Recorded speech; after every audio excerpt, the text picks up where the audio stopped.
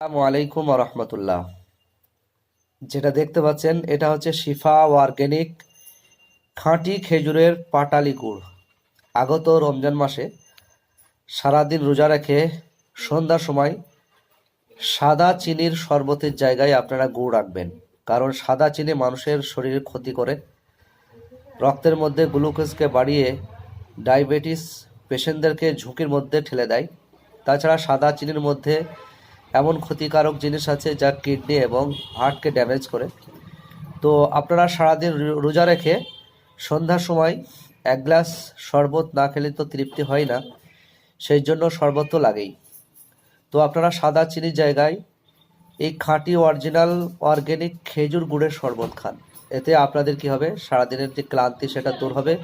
এর মধ্যে প্রচুর পরিমাণে খনিজ মিনারেলস আছে যা আপনাদের শারীরিক পুষ্টির ঘাটতিকে পূরণ করতে সাহায্য করবে। তো এমনিতেই খুব টেস্টফুল। তো আপনারা রমজান মাসে কি করবেন, এই খেজুরের গুড়ের শরবত খাবেন, দারুণ টেস্টি এবং অনেক অনেক ফায়দা আপনারা পাবেন।